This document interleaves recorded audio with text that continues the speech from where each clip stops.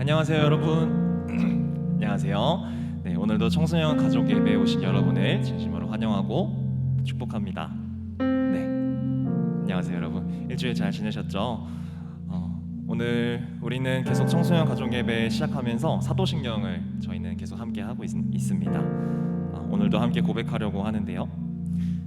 혹시 예배가 아직 어색하거나 사도신경이 아직 무슨 내용인지 잘 모르겠는데 하는 그런 친구들은 꼭 반드시 같이 따라하지 않아도 괜찮습니다. 대신에 그 이해가 잘 안 되는 그런 내용들, 궁금한 내용들을 나중에라도 옆에 계신 선생님이나 목사님께 꼭 물어보고 나중에 다시 알았으면 좋겠습니다.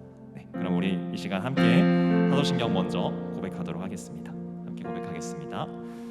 전능하사 천지를 만드신 하나님 아버지를 내가 믿사오며 그 외아들 우리 주 예수 그리스도를 믿사오니 이는 성령으로 잉태하사 동정녀 마리아에게 나시고 본디오 빌라도에게 고난을 받으사 십자가에 못 박혀 죽으시고 장사한 지 사흘 만에 죽은 자 가운데서 다시 살아나시며 하늘에 오르사 전능하신 하나님 우편에 앉아 계시다가 저리로서 산자와 죽은 자를 심판하러 오시리라. 성령을 믿사오며 거룩한 공예와 성도가 서로 교통하는 것과 죄를 사하여 주시는 것과 몸이 다시 사는 것과 영원히 사는 것을 믿사옵나이다. 아멘. 주님이 오늘도 우리를 부르십니다. 여러분들 한 주 동안 어떤 하루하루 또 일상을 보내고 오셨나요? 아마 대부분이 이번 주에는 지금 시험 기간이었을 거예요. 그렇죠? 대부분의 친구들이 만족스러움보다는 아쉬움, 억울함 또는 걱정 이런 것들을 더 많이 느끼지 않았을까 하는 생각이 듭니다. 하지만 그럴 때마다, 그런데 우리가 그 생각까지 하고 있을 때마다 주님이 다시 우리를 부르십니다. 이리로 와보지 않을래? 나와 함께 시간을 보내지 않을래? 라고 우리를 부르고 계십니다. 주님은 왜 이렇게 나를 부르실까? 주님이 어떤 분이시길래 나를 부르실까? 우리 이 시간 그 주님이 어떤 분이신지를 함께 노래로 고백하면서 오늘 함께 예배하도록 하겠습니다. 함께 예배합시다.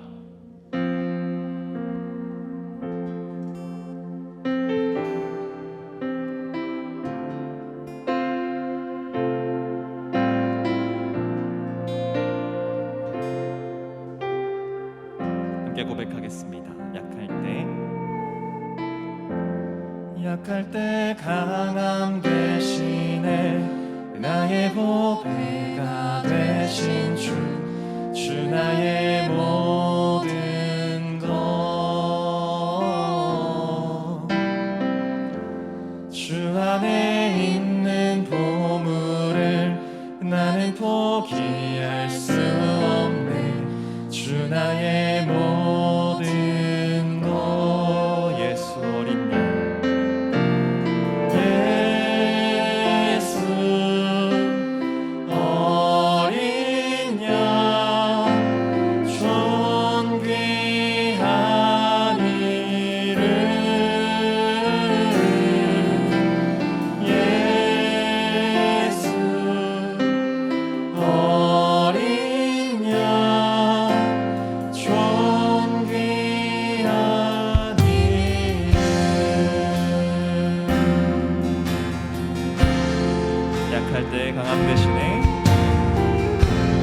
약할 때 강함 대신에 나의 보배가 되신 주 나의 모든 것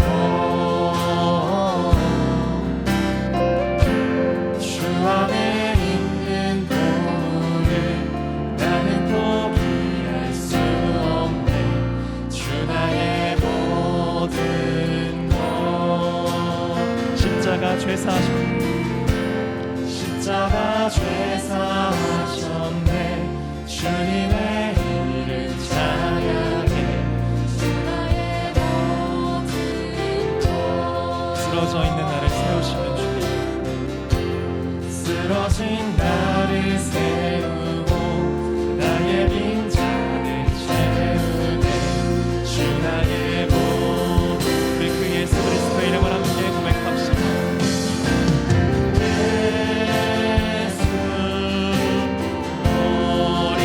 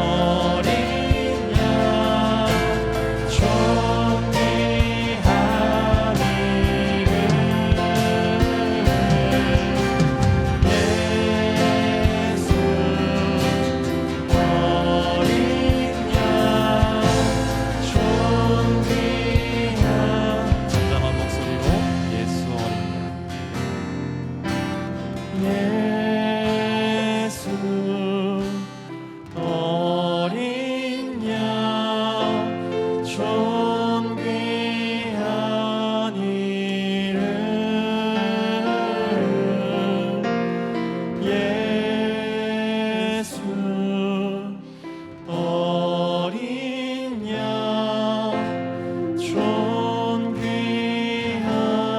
이름.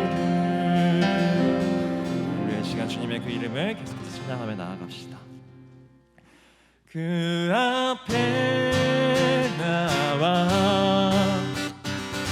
어둠을 벗어버리리. 주님의 사랑 나의 삶을 숨쉬게 하네. 생명의 주 찬양해. 우리 시간 가능한 사람들은 자리에서 일어나셔서 함께 주님의 이름을 기쁨으로 박수치며 노래하기 원합니다.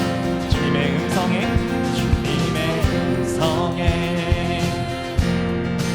세상의 만물이 눈을 뜨네. 새 숨을 내쉬며 온전히 새로워지네. 생명의 온기가 온몸에 가득히 스며드네. 숨쉬는 모든 것 인되신 주께 나가네. 그 앞에 나와 어둠을 벗어버리니 주님의 사랑 나의 삶을 숨쉬게. 생명의 주님 생명의 주 찬양해. 처음부터 다시 한번 고백하겠습니다.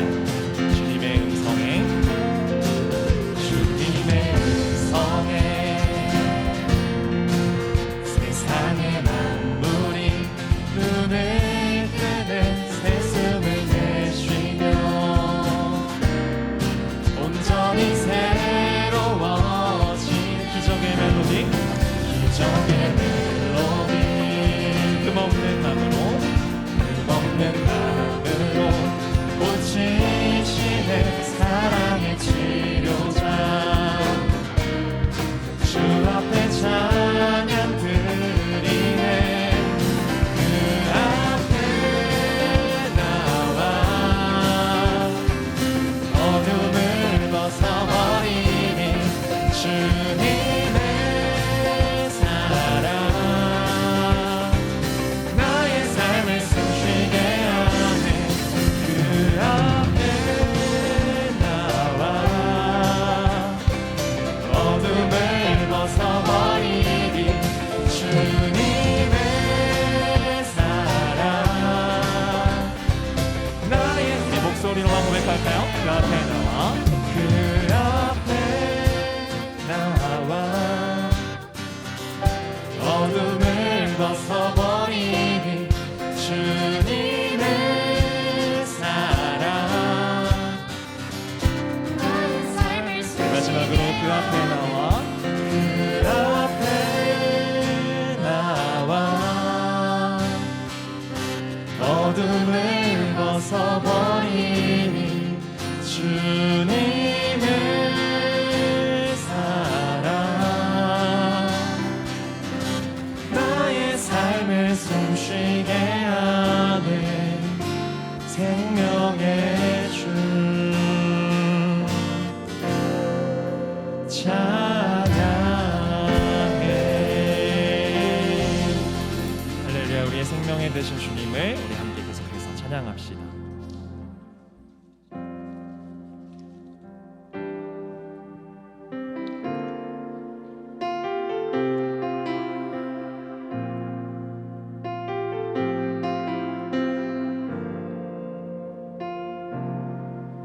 우리 모두 예배하는 자 되어 온전히 영과 진리로 주를 예배하자.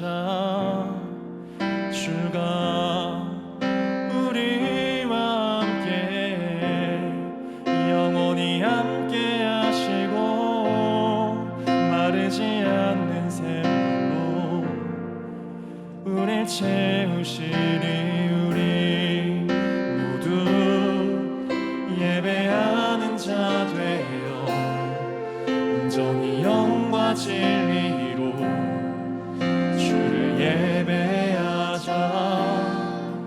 주가 우리와 함께 영원히 함께 하시고 마르지 않는 샘물로 우리 채우시리라.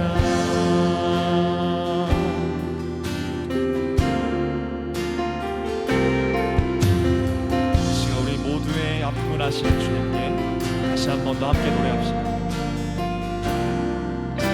우리 모두 예배하는 자 되어 온전히 영과 진리로 주를 예배하자.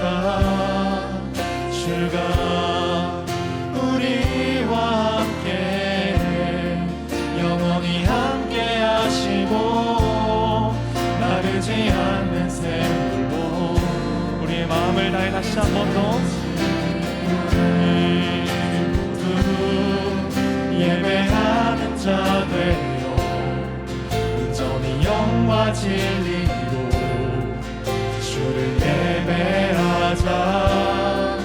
주가 우리와 함께 영원히 함께 하시고 마르지 않는 샘물로 우리 시간 목소리 높여서 다시 한 번 더 영과 진리로 함께 예배하며 나아갑시다. 우리 모두 예배하는 자 되어 온전히 영과 진리로 주를 예배하자. 주가 우리와 함께 영원히 함께 하시고 마르지 않는 샘물로 우리 채우시니 우리 모두 예배하는 자 되어 온전히 영과 진리로 주를 예배하자. 주가 우리와 함께 영원히 함께 하시고 마르지 않는 샘물로 우리 모두 예배하는 자 되어 온전히 영과 진리로 주를 예배하자. 주가 우리와 함께 영원히 함께 하시고 마르지 않는 샘물로 우리 채우시리라. 우리 시간 그 마음 가지고 다시 한 번 더 기도하며 나아갔으면 좋겠습니다. 주님, 나의 아픔을 아시는 주님, 우리 모두의 아픔을 아시는 주님, 이 시간 내가 지금 다시 한 번 나아갑니다. 주님, 내가 영과 진리로 주님을 예배하며 나아갑니다. 이 시간 이런 마음으로 주님께 다시 한 번 더 우리 기도하겠습니다. 함께 기도합시다. 주님께서 함께 하시는 주님께서 우리 예배를 해주시는 주님, 또한 나의 하나님이 되셨고 모두의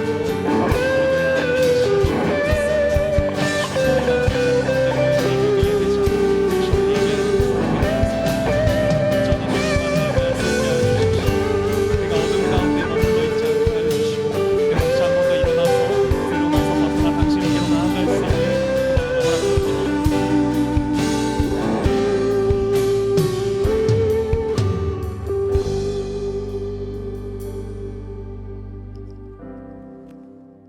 기도하겠습니다.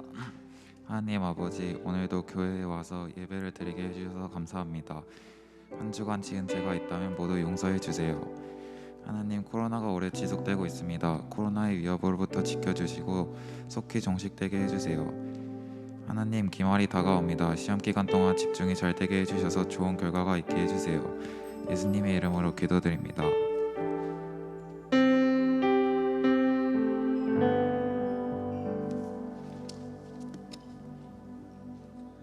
모두 자리에서 일어나서 성경 봉독하겠습니다. 오늘 우리에게 주시는 하나님의 말씀은 사무엘상 26장 7절부터 12절까지 말씀입니다. 저와 번갈아서 교독하겠습니다. 다윗과 아비새가 밤에 그 백성에게 나아가 본즉 사울이 진영 가운데 누워 자고 창은 머리 곁 땅에 꽂혀 있고 아브넬과 백성들은 그를 둘러 누웠는지라. 하나님은 당신의 원수를 당신의 손에 넘기셨나이다. 그러므로 전야오니 내가 참으로 그를 찔러서 단번에 땅에 꽂게 하소서. 내가 그를 두 번째 될 것이 없으리이다 하니. 다윗이 아비새에게 이르되 죽이지 말라. 누구든지 손을 들어 여호와의 기름 부음 받은 자를 치면 죄가 없겠느냐 하고. 다윗이 또 이르되 여호와께서 살아계심을 두고 맹세하노니 여호와께서 그를 치시리니 혹은 죽을 날이 이르거나 또는 전장에 나가서 망하리라. 내가 손을 들어 여호와의 기름 부음 받은 자를 치는 것은 여호와께서 금기시하나니 너는 그의 머리 곁에 있는 창과 물병만 가지고 가자 하고. 함께 읽겠습니다. 다윗이 사울의 머리 곁에서 창과 물병을 가지고 떠나가되 아무도 보거나 눈치채지 못하고 깨어있는 사람도 없었으니 이는 여호와께서 그들을 깊이 잠들게 하셨으므로 그들이 다 잠들어 있었기 때문이었더라. 아멘. 네, 자리에 앉겠습니다. 여러분 오늘 말씀을 시작하면서 우리 옆에 있는 친구들하고 한번 이렇게 잠깐 인사했으면 좋겠어요. 나는 당신의 깐부입니다. 네, 나는 당신의 깐부입니다. 네, 한번 옆에 친구들한테 이렇게 인사해 줄래요? 자, 내가 말이야 어렸을 때 하던 게임이 있어. 여러분 뭔지 몰라요 지금? 하던 게임이 하나 있습니다. 홀짝 게임인데요. 네, 홀짝 게임인데 제가 홀짝 게임 하나 맞히는 친구들한테 이 선물을 주려고 합니다. 네, 지금 깐부라는 게 지금 뭔지 지금 잘 몰라서 그런 것 같은데 오징어 게임이라는 요즘 유행하는 드라마에 나오는 그런 표현이죠. 자, 이 지금 쇼핑백 안에 선물이 있어요. 선물이 있는데 이거 굉장히 비싼 거예요. 정말 이게 세계 다 하나밖에 없는, 그러니까 수제로 만든 그런 거라서 이 안에 이제 몇 개가 있습니다. 근데 이 안에 홀수가 있는지 짝수가 있는지 우리 한번 맞춰보도록 할게요. 네. 자, 홀수계 있다. 이 안에 홀수. 네, 자, 짝수. 네, 짝수 그대로 손 들고 계시고요. 짝수. 자, 짝수끼리 가위바위보 한번 하겠습니다. 자, 짝수 손 들고, 네, 손 들고 가위바위보. 자, 가위바위보. 저랑 하죠, 저랑. 자, 짝수 손 들고 가위바위보. 자, 저한테 이긴 사람들만 손을 들어주세요. 자, 몇 명 남았죠? 몇 분이죠? 네, 하나, 둘, 셋, 넷, 다섯. 자, 한 번 더 하겠습니다. 가위바위보. 네, 다 이겼나요? 자, 한 번 더 가위바위보.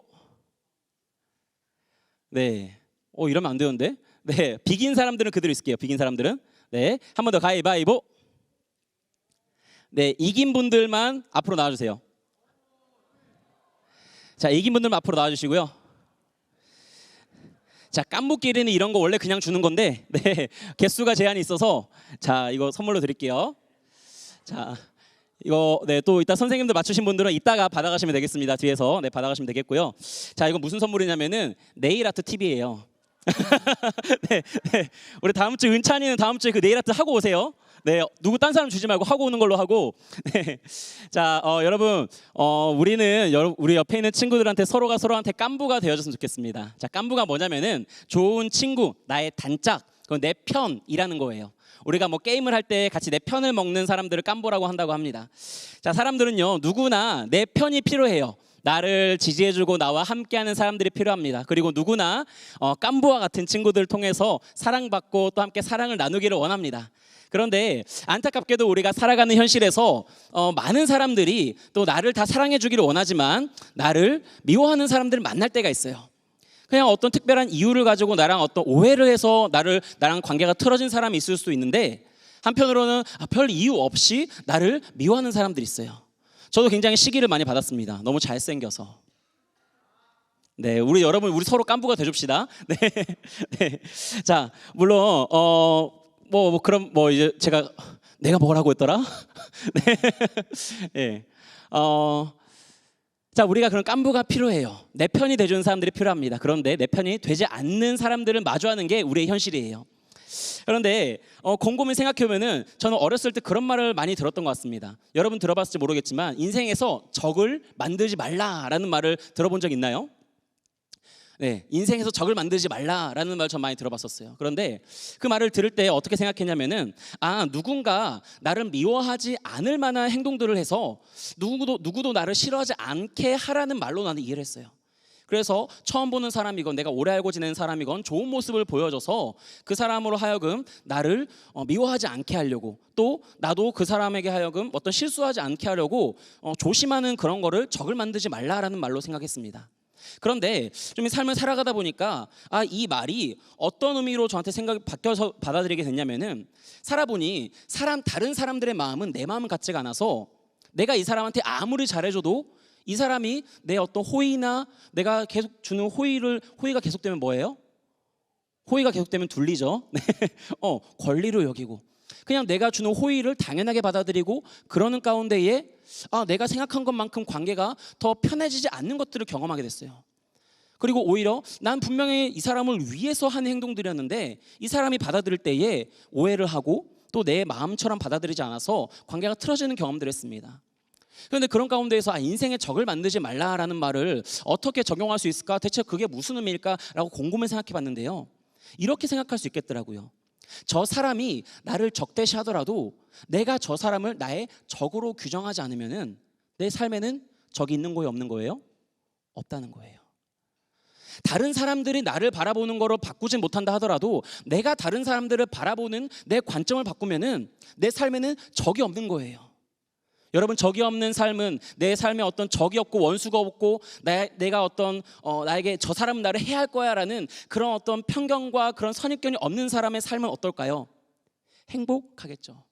물론 내가 기대하는 것만큼 저 사람이 나에게 내 말대로 움직이지 않는 게 때로는 서운하게 느낄지 모르겠지만 그래도 괜찮아. 내가 저 사람을 사랑하면 돼 라는 그런 마음으로 나아가면은 우리의 삶은 조금 더 풍성해지는 것 같습니다. 오늘 성경 말씀을 통해서요, 평생 적을 만들고 산 사람과 적으로 규정하지 않고 산 사람을 함께 나누기를 원합니다. 자, 누구냐면은 바로 사울과 다윗이에요. 여러분 알다시피 사울은 이스라엘의 왕이었습니다. 왕이었는데 그가 이제 왕으로서 이제 승승장구했었죠. 그러다가 이제 블레셋과 전투에서 이제 골리앗이라는 적을 만나고 그 가운데에서 이제 이가 어찌할 바를 모르고 있었습니다. 그런데 그때에 다윗이 영웅으로 등장해서 골리앗을 물리치고 이제 영웅으로, 이스라엘의 영웅으로 떠올랐어요. 이스라엘 백성들이 사울은 천천히요 다윗은 만만이라고 칭송을 했습니다. 그래서 사울의 마음에 시기가 들었고 그때부터 다윗을 미워하고 그를 죽이기로 결심하고 그를 평생 쫓아다니는 삶을 사울이 살게 됐다는 거예요. 그런데 정작 우리가 성경을 잘 보면 알겠지만 다윗은 한 번도 왕의 자리를 넘보거나 한 번도 사울을 적대시한 적이 있어요, 없어요? 없다는 거예요. 사울 혼자서 다윗이 내 자리를 빼앗으면 어떡하지? 다윗이 나보다 더 나은 것 같은데, 그런 내 마음에 있는 시기와 질투와 그런 분노와 또 그런 것들 통해서 사울은 다윗을 나의 걸림돌이야 라고 규정하고 살았다는 겁니다. 사울에게 있어서 다윗은 자신의 왕권의 걸림돌이었어요. 그러나 다윗은 어떻게 생각했을까요? 여러분, 사울은 평생 다윗을 쫓아다니면서 죽이려고 하는 삶을 살았습니다. 반면에 다윗은 사울에게 쫓겨다니는 삶을 살았어요. 그러나 그 삶을 이렇게 잘 들여다보면은 어떻습니까? 다윗의 삶은 쫓겨다니는 삶이었지만 우리가 성경 말씀 여러 구절을 찾아보면 알 수 있는데 다윗은 그 쫓겨다니는 삶에서 유리방황하고 광야 가운데 쫓겨가는 삶이었지만 그 삶은 그에게 걸림돌이 아니라 하나님께 나아가는 디딤돌이 되었다는 거예요. 시편 119편 70절 말씀에 이렇게 말합니다. 고난 당한 것이 내게 유익이라 이로 말미암아 내가 주의 율례들을 배우게 되었나이다. 그리고 또한 시편 69편 29절에 이렇게 말합니다. 오직 나는 가난하고 슬퍼오니 하나님이여 주의 구원으로 나를 높이소서. 나에게 이 고난 가운데에서 나를 구원하실 이가 누구인가? 지금 나의 어려운 나의 대적들이 진치고 있는 상황에서 내가 누구를 의지해야 살 수 있는가? 내 삶에 무엇이 능력이 되는가? 그것을 다윗은 사울에게 쫓겨다니는 그 광야의 삶 속에서 깨닫고 알게 되었다는 것입니다. 영국의 사상가인 토마스 칼라일은 이런 말을 했어요. 길을 가다가 돌이 나타나면 약자는 그것을 걸림돌이라고 하고 강자는 그것을 디딤돌이라고 말한다. 비슷한 말이죠. 오늘 우리의 삶이 다윗과 같이 내 삶의 사울과 같은 원수를 만나서 나를 대적하고 나를 시기하고 나에게 분노와 화와 나의 삶을 무너뜨리려고 하는 그런 어떤 어그러진 관계들 때문에 우리가 힘들고 지쳐있는 삶이 있다면은 오늘 그런 삶의 모든 문제들을 걸림돌이 아니라 디딤돌로 여기고 다시 한번 힘을 얻고 나아가는 그런 은혜가 저와 여러분의 있기를 소원합니다. 아멘. 자, 다윗은 사실 이렇게 사울에게 쫓기는 삶을 살아가는 가운데에 그 삶을 멈출 수 있는 기회를 가졌었어요. 2번이나 사울을 죽일 수 있는 기회가 있었습니다. 우리가 사무엘상 24장에 보면은 이제 다윗이 엔게디 광야에서 사울의 진영에 침투합니다. 다윗의 용사들과 함께 침투해서 그곳에서 사울을 죽일 수 있는 기회를 얻었어요. 그러나 그를 죽이지 않고 그의 옷자락만 베어서 나오게 됩니다. 그리고 사울 왕에게 내가 왕을 죽이고자 했으면 정말 죽였을 텐데 나는 그렇게 하지 않았다라고 말을 합니다. 자, 그럼 사울이 거기에 감동을 했어요. 감동해서 다윗아 네가 의롭다라고 감동을 했습니다. 그런데 그것으로 사울이 다윗을 쫓기를 멈추지 않았어요. 계속해서 사울은 다윗을 쫓았습니다. 그리고 오늘 26장에 이르는 모습을 만나게 되는 겁니다. 오늘 하길라 산에서 한 번 더 다윗은 이제 사울과 맞닥뜨리게 되었습니다. 사울은 여전히 다윗을 죽이려고 했고 다윗은 그런 사울을 피해서 숨어 있는 상황에 있었어요. 그러다 이번에 다윗이 한 번 더 사울의 진영에 침투합니다. 이제 몰래 침투를 했어요. 침투를 해서 또 사울의 그 침소까지 들어갑니다. 들어가서 이제 들어가니까 다윗의 이제 군대 장관과 용사들이 아비새가 이제 사울을 죽일 기회를 하나님이 비로소 주셨습니다라고 얘기를 해요.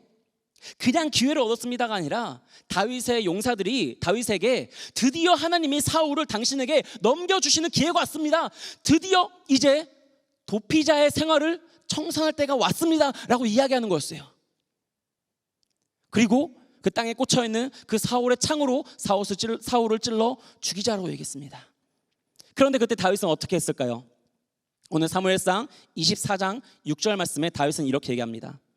자기 사람들에게 이르되 내가 26장 11절이죠. 내가 손을 들어 여호와의 기름 부음 받은 자를 치는 것을 여호와께서 금하시나니 너는 그의 머리 곁에 있는 창과 물병만 가지고 가자 하고. 자, 24장에서도 그렇고 26장에서도 그렇고 다윗은 사울을 죽일 수 있는 기회를 얻었음에도 불구하고 2번이나 그를 살려두었습니다. 그 이유가 뭐였을까요? 평화주의자라서? 아니면은 담력이 부족했을까요? 비위가 약했을까요? 그런 게 아니죠.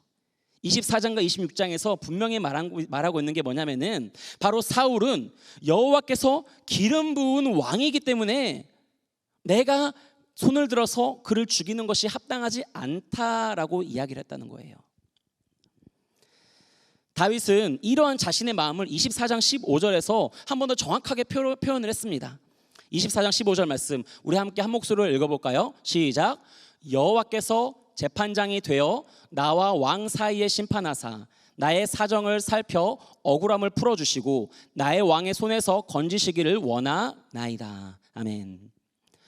다윗은 지금 자기의 문제를 내 앞에 걸림돌이 될 수도 있는 그 문제를 풀 수 있는 기회를 얻었으나 그것을 누구의 손에 맡겨드리고 있습니까? 하나님의 손에 맡겨드리고 있는 거예요. 사울과 나 사이에 내가 사울을 또한 판단해서 사울에게 원수를 갚는 게 아니라 사울과 나 사이에 여호와께서 재판관이 되시도록 하나님께 맡겨드리고 있다는 것입니다. 시편 7편 8절에 이렇게 얘기합니다. 여호와께서 만민에게 심판을 행하시오니 여호와여 나의 의와 나의 성실함을 따라 나를 심판하소서. 다윗의 관점은 뭐였냐면은 내 삶의 문제를 해결하는 게 아니라 원수를 제거하는 게 아니라 나를 미워하는 적을 나를 적대시하는 그 사람을 적으로 규정하고 그 사람과 맞서 싸우는 게 아니라 그것을 하나님께서 판단하시고 하나님께서 선하게 행하시도록 맡겨드리는 거였습니다. 그리고 다윗의 관심은 내가 지금 하나님 앞에 의롭고 성실하게 서 있느냐, 그게 지금 다윗의 관심이었다는 것이지요. 다윗은 입술로만 주님을 나의 재판장이 되시고 심판주가 되신다고 고백한 게 아니라 그의 삶에서 고백하고 있는 것입니다.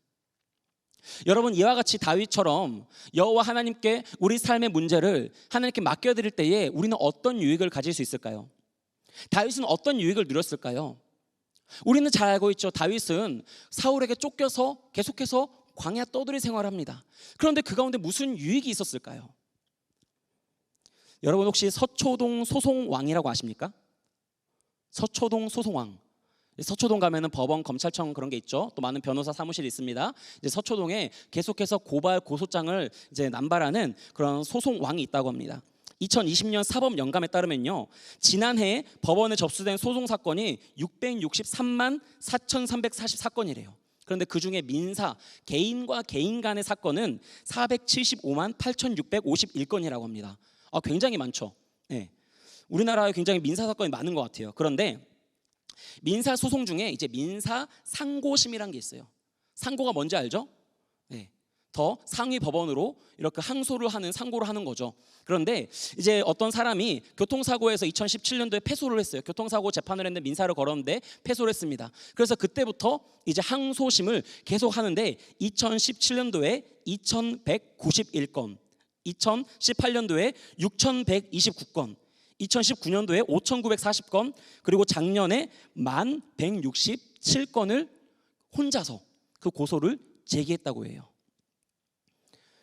여러분, 이 정도면은 소송왕이라는 말이 어울리는 것 같죠? 여러분, 한번 계산해 보세요. 2020년에 휴일을 뺀 이제 근무일수, 일반 평일로 우리가 지내는 날이 251일이었습니다. 그러면은 하루에 40건의 소송을 제기해야지 1년 동안 1,167건을 제기할 수 있는 거예요. 한편으로는 이 사람이 얼마나 억울했으면은 그렇게 많은 소송을 제기할까, 그런 생각이 들어요. 그런데 또 한편으로는 이 사람은 지금 2017년도부터 몇 년째 지금 자기의 삶을 어디에 쏟아붓고 있어요? 소송에 쏟아붓고 있다는 거예요. 내가 이 억울함을, 내가 그냥 이 분함을, 내가 이 원통함을 풀려고 하는데 내 모든 삶을 쏟아붓고 있다는 것입니다. 이 사람의 일상이 가능할까? 저는 굉장히 그게 의문이었어요. 여러분, 한편으로는 우리가 억울한 일을 당하면은 그것의 정의를 실현하기 위해서 최선을 다하는 게 필요합니다. 그런데 우리가 잘 곰곰이 생각해 보면은 내가 지금 억울하고 내가 또 나의 어떤 원수가 되어지고 내 삶의 문제를 푸는 그것에 지나치게 많은 에너지와 관심과 그런 어떤 내 시간들을 쏟고 있지는 않는가에 대해서 한번 생각해 봐야 한다는 거예요. 여러분, 사울은 이스라엘 왕이었습니다. 그런데 왕으로 있으면서 다윗을 몇 년 동안 쫓았을까요? 13년 동안 쫓았어요. 왕으로서 이스라엘을 통치하고 또 그 가운데 왕으로서 누릴 수 있는 많은 게 있었겠죠. 그런데 그것을 누릴 수 있는 자가 아니라 그는 13년 동안 분노에 사로잡혀서, 시기와 질투에 사로잡혀서 다윗을 쫓아다니는 삶을 살았다는 겁니다. 그 삶이 얼마나 아까워요. 그러나 다윗에게 있어서 그 13년의 시간은 어떤 시간이었습니까? 그냥 쫓겨다니는 시간이 아니었어요. 하나님을 경험하는 시간이었고, 하나님께 맡겨드릴 때에 나를 살게 하시고 내 원수를 대적하시고 나에게 피할 길을 내시며 나의 산성이 되시고 나의 방패가 되시고 나의 요새가 되시는 그 하나님을 경험하는 시간이었다는 것입니다. 여러분, 이런 말이 있습니다. 싸움에서 가장 처참한 사람은 패배한 사람이고 그 다음은 이긴 사람이다. 싸움을 벌이고 내가 그 가운데서 원수와 내가 적을 규정하고 그 싸움에 들어가는 순간 이기는 자나 또 지는 자나 모두가 비참해진다는 거예요. 사울은 다윗과 싸우려 들었지만 다윗은 사울과 싸우려 들지 않았습니다. 그래서 사울은 혼자만의 싸움을 하고 있는 겁니다. 여러분, 가끔 이제 길 가다가 이제 취객을 본 적 있습니까? 취객을 보면은 뭘 하죠? 길 가다 전봇대를 붙잡고 막 싸워요. 그 풍선 있잖아요. 이렇게 도는 거, 풍선하고 붙잡고 막 싸워요. 바닥에 대고 막 싸워요. 벽에 대고 싸워요. 우리가 분노에 취하면은, 내 안에 화에 취하면은 그와 같이 어리석어 보이는 모습 속에 빠져 있을 수 있다는 겁니다. 오늘 우리는 우리 안에 무엇으로 충만해져야 될까요? 내 안에 있는 분노와 또 적대감과 어떤 원수를 향한 그런 어떤 내가 살고자 하는 그런 마음이 아니라 하나님께 맡겨드리고 하나님이 날 위해서 선한 일을 행하시며 하나님이 나를 지키실 것이고 하나님이 이 관계의 문제도 풀어주시고 내 삶의 문제를 풀어주실 것이라는 믿음 안에서 우리는 기도하며 인내할 때에 바로 평강이라는 유익을 얻을 수 있다는 것입니다. 평강이라는 유익을 얻을 수 있는 거예요. 창세기 12장 3절은 이렇게 말합니다. 너를 축복하는 자에게는 내가 복을 내리고 너를 저주하는 자에게는 내가 저주하리니 땅의 모든 족속이 너로 말미암아 복을 얻을 것이라. 하나님이 하나님의 백성들에게 주시는 언약입니다. 아브라함에게 하신 말씀이고 또 오늘 영적인 이스라엘인 우리가 그 영적으로 아브라함의 그 후손이 된 우리가 믿음으로 나아갈 때에 하나님이 우리에게 주시는 축복이에요. 누군가가 여러분을 대적하고 여러분은 이유 없이 아니면 시기 질투해서 아니면 뭔가 내 잘못 때문에 여러분을 저주하고 원망하고 분내고 다툼 가운데 끌어들이고 있습니까? 여러분 선한 데에 지혜롭고 악한 데에 밀어나시기 바랍니다. 다툼과 싸움과 분냄은 그리스도인의 것이 아니에요.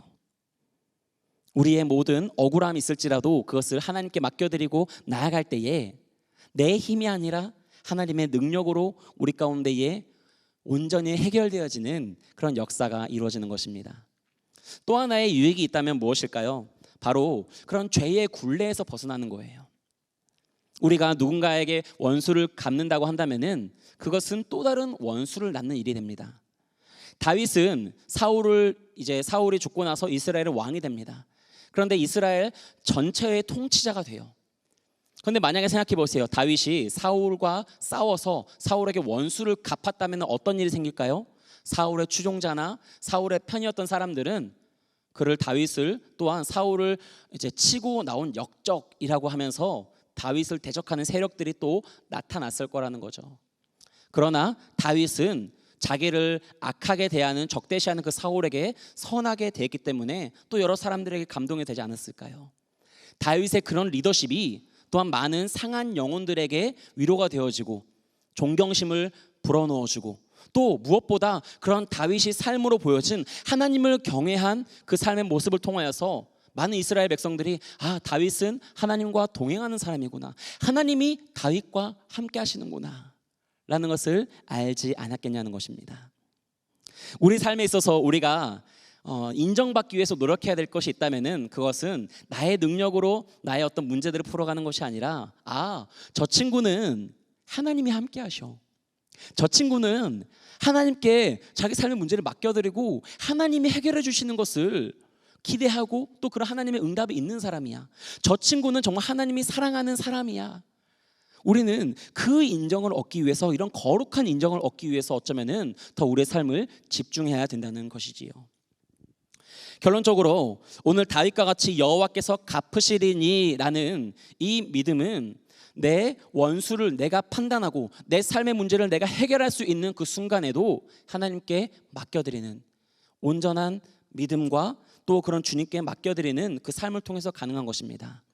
그러기 위해서 오늘 우리가 기억해야 될 딱 한 가지만 기억했으면 좋겠어요. 그러기 위해서는 우리의 삶의 목표가 수정돼야 됩니다. 바로 다윗의 목표는 승리나 왕이 되는 게 아니었어요. 나의 자존심과 나의 어떤 자존감을 지키는 문제가 아니었습니다. 사람들에게 인정받는 것도 아니었고 그의 참모들의 말을 따라서 그들에게 어떤 내 능력으로 리더십을 보여주는 것도 아니었어요. 바로 다윗의 목표는 여호와를 경외하고 여호와 하나님과 동행하는 것이었습니다. 시편 27편 1절부터 4절 말씀을 한번 읽어볼까요? 시작. 여호와는 나의 빛이요 나의 구원이시니 내가 누구를 두려워하리요. 여호와는 내 생명의 능력이시니 내가 누구를 무서워하리요. 악인들이 내 살을 먹으려고 내게로 왔으나 나의 대적들 나의 원수들인 그들은 실족하여 넘어졌도다. 군대가 나를 대적하여 진칠지라도 내 마음이 두렵지 아니하며 전쟁이 일어나 나를 치려 할지라도 나는 여전히 태연하리로다. 내가 여호와께 바라는 한 가지 일 그것을 구하리니 곧 내가 내 평생에 여호와의 집에 살면서 여호와의 아름다움을 바라보며 그의 성전에서 사모하는 그것이라. 다윗의 목표는 군대가 나를 진칠지라도 내 마음이 두렵지 아니하고 전쟁이 일어나 나를 치려 할지라도 여호와로 말미암아 여호와와 함께함으로 누리는 그 평강을 잃지 않는 것이었습니다. 여호와의 집에 거하는 것이었고 그의 아름다움을 사모하는 것이었고 그와 동행하는 것이 다윗의 유일한 목표였다는 것입니다.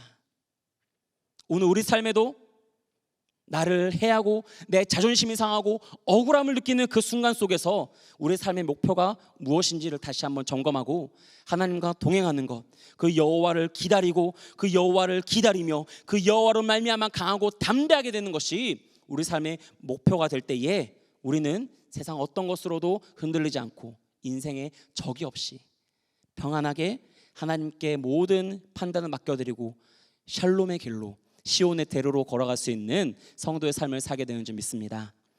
오늘 이 시간 우리가 함께 이 받은 말씀 기억하면서 우리가 찬양하며 함께 기도하는 시간 가졌으면 좋겠는데요. 여러분, 우리가 하나님 안에 있을 때에 하나님은 우리 안에 하나님의 그 진리의 빛, 생명의 빛을 비춰주세요. 그리고 우리로 하여금 이 세상의 어떠한 사람들이 누릴 수 없는 하나님의 평강의 삶을 살 수 있도록 해주십니다. 오늘 우리가 그 앞에 나아갈 때에, 그 주님 앞으로 나아갈 때에 우리 안에 있는 모든 어둠을 벗어버리고 그 주님의 사랑으로 우리가 다시 한번 일어나는 시간 되었으면 좋겠습니다. 여러분, 시간이 조금 갔지만 짧게 한 가지만 얘기하면요, 제가 아는 한 친구가 있었어요. 지금은 이제 대학생, 대학 졸업하고 성인이 되었죠. 그런데 그 친구는 이제 아버지가 이제 알코올 중독자였고 어머니가 3명이 있었어요. 그래서 자기의 삶이 완전히 무너진 삶을 살았습니다. 그래서 온몸에 문신이 가득해요. 어려서부터 방황했고 초등학교 6학년 때부터 집을 나와서 여기저기 유리 방황하면서 타투이스트 이런 거 하면서 이제 일찍이 돈을 벌고 살았어요. 그의 삶에 가득한 거, 제가 그 친구를 만났을 때 눈에 가득한 거는 살기였습니다. 원망이었어요. 부모에 대한 원망이었고 자기 자신에 대한 원망이었어요. 그런데 그에게 그 예수님의 복음을 전하기 시작했고,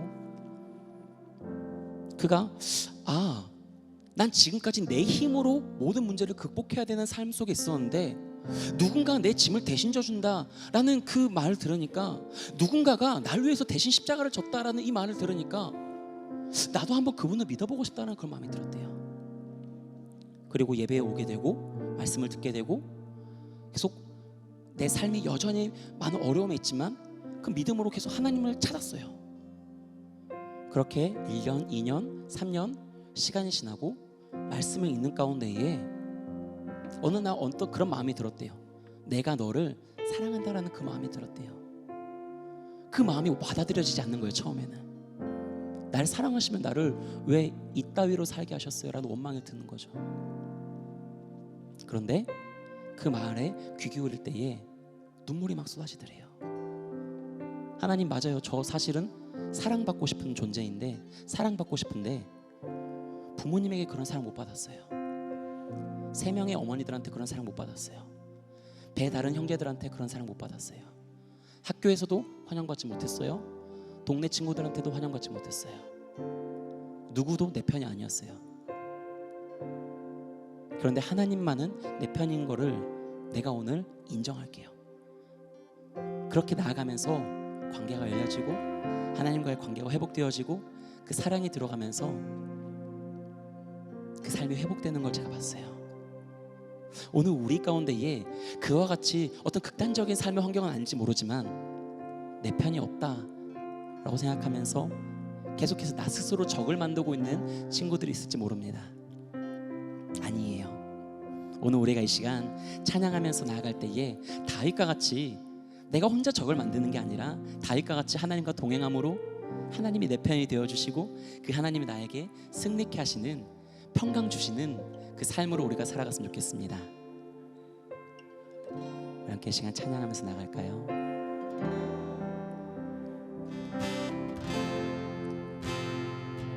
그 앞에 나와, 그 앞에 나와 어둠을 벗어버리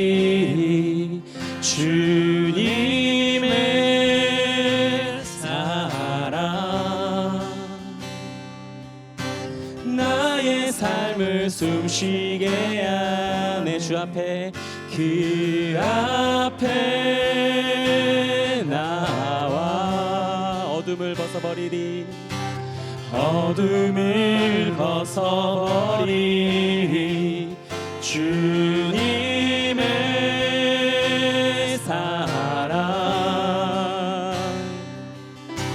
나의 삶을 숨쉬게. 한 번 더 주 앞에 나와 그 앞에 나와 어둠을 벗어버리리. 주님의 사랑 나의 삶을 숨쉬게 하네. 생명의 주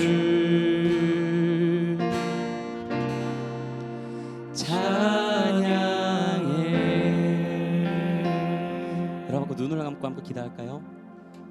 한번 기도할 때에 하나님 그 주님 앞에 나아갈 때에 어둠을 벗어버리고 내 안에 사랑의 빛을 비추시는 그 주님을 경험하게 되는 줄 믿습니다. 내 안에 모든 어둠과 원망과 또 내가 스스로 삼았던 원수와 적들 다 사라지게 하시고 주님의 사랑으로 채워주옵소서. 우리 받은 말씀 기억하면서 우리 함께 각자 입술을 열어서 기도하도록 하겠습니다. 살아계신 아버지 하나님, 주님의 자녀들 가운데 다윗과 같은 마음을 허락하여 주시옵소서. 우리의 삶에 사울과 같은 원수들이 있고 그의 삶에 그런 견고한 문제들이 있을지라도 우리가 그것을 하나님 손에 맡겨드릴 때에 하나님이 심판하실 것이고 하나님이 갚을 것이고 하나님이 나를 세워줄 것이며 그 주를 의지하는 자들에게 구원이 되어주실 것이고 우리가 확신하며 나아갑니다. 하나님 주님 앞에 나아가오니 우리의 어둠을 벗어버리고 그 주님의 사랑으로 다시 한번 숨쉬게 하여 주시옵소서. 숨 막혀서 어찌할 바를 모르는 그런 삶이 아니라 다시 한번 주님 안에서 숨 쉴 수 있는, 마음껏 기뻐할 수 있는, 평안 누릴 수 있는, 두 발 뻗고 잘 수 있는 그 관계 때문에 눈물 흘리는 밤이 아니라 정말 주님 앞에 기도할 때에 정말 평강의 밤으로써 아버지 생명의 밤으로써 그렇게 모든 삶을 살아갈 수 있는 주님 자녀를 낼 수 있도록 인도하여 주시옵소서. 우리의 치를 내시는 그 주님 앞에 맡겨드립니다. 우리의 빛 되시는 주님 앞에 우리 마음을 열어드립니다.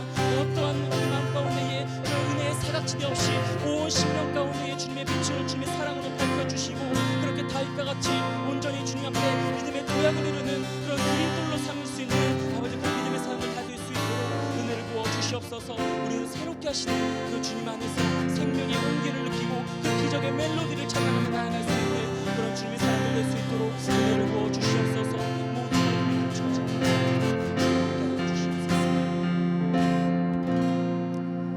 살아계신 아버지 하나님, 오늘 주님의 자녀들의 그 심령 가운데에 생명의 빛을 비춰주시고 그 믿음의 빛을 비춰주시고 그 사랑의 빛을 비춰주셔서 모든 어두움을 물리치고 그 주님 안에서 어떠한 적 없이 어떠한 원수와 대적 없이 평강으로 시온의 대로를 걸어갈 수 있는 그런 주님의 사람들 다 될 수 있도록 인도하여 주시옵소서.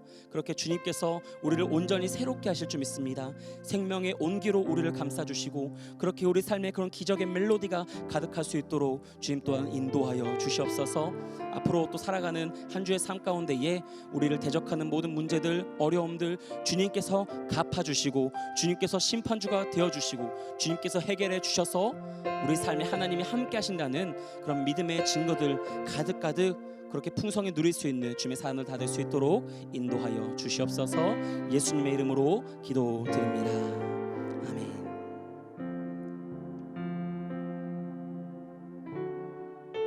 네, 이 시간 봉헌의 시간 갖도록 하겠습니다. 우리 마음과 정성 하나님께 올려드리면서 찬양하며 봉헌하겠습니다. 내게 있는 향유옥합 내게 있는 향유옥합 주께 가져와 그 발 위에 입 맞추고 깨뜨립니다. 나를 위해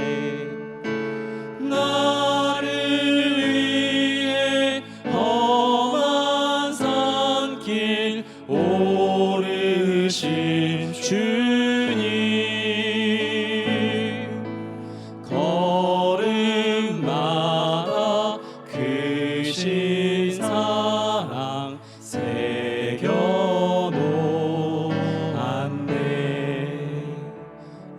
위해서 기도하고 축도로 마치겠습니다. 존귀하신 주님, 주님 손에 모든 우리의 삶을 올려드립니다. 물질과 마음과 정성과 시간과 또 우리의 진로와 계획과 또 우리 마음의 상처와 아픔까지도 모두 올려드립니다. 주님 받아주시고 온전히 사용하여 주시고 온전히 새롭게 하여 주시옵소서. 드린 손길 가운데에 복의 복으로 갚아주시고 드릴 것이 없어 탄식하는 그 빈손에는 주님의 복으로 갚아주시며 그들의 삶의 기름잔이 마르지 않을 수 있도록 주님 또한 은혜를 베풀어 주시옵소서. 여러 가지 그 부모님의 가게에 어려움이 있다면은 주님께서 그 사업과 가게 가운데에 복을 허락하여 주시고 또 우리 아이들의 기도로 말미암아 이 가정에 하나님의 형통한 복이 흘러갈 수 있도록 주님 또한 축복하여 주시옵소서. 이 예물이 사용되는 곳마다 새롭게 하시는 은혜가 있게 하시며 죽은 자가 살아나고 없는 것이 있게 되는 하나님의 역사가 가득할 수 있도록 축복하여 주시옵소서. 온전히 의탁드리오며 이제는 우리 구주 예수 그리스도의 은혜와 하나님 아버지의 크신 사랑과 성령님의 교통하심이 다윗과 같이 하나님께 맡겨드리며 여호와를 신뢰하며 삶의 목표를 어떠한 왕이 되는 것도 아니며 성공도 아니라 자존심과 자존감의 문제가 아니라 여호와와 동행하는 것임을 우리가 또 확인하고 그런 삶의 목표로 다짐하고 나아가는 모든 믿음의 10대들 머리 위에 이들의 가정 위에 또 믿음의 교사들 머리 위에 이제로부터 영원토록 함께 있을지어다. 아멘.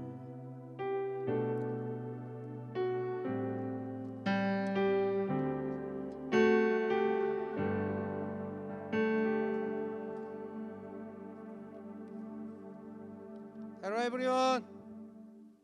여러분 안녕하세요. 자, 광고 하나 전달하겠습니다. 예배 후에 중등부는 놀이터 쪽, 고등부는 이 분수대 쪽에서 선생님과 함께 밥 모임이 진행되니까 중간 어디 가지 말고 꼭 함께 선생님과 인사 나누시고요. 그다음에 오늘부터 저희가 학습 세례 입교 신청을 받습니다. 그래서 오늘 내가 아직 학습 세례 입교하지 않았다 하는 친구들은 선생님에게 꼭 신청을 해주세요. 그리고 잘 모르겠으면 집에 가서 부모님께 여쭤봐서 아직 그걸 안 받았으면 다음 주에 꼭 신청해 주시기를 바랍니다. 자, 그리고 우리 고등부는 그 고등부 그 모임 후에 선생님들 모임이 있으니까 고등부실에서 뵀으면 좋겠습니다. 자, 끝.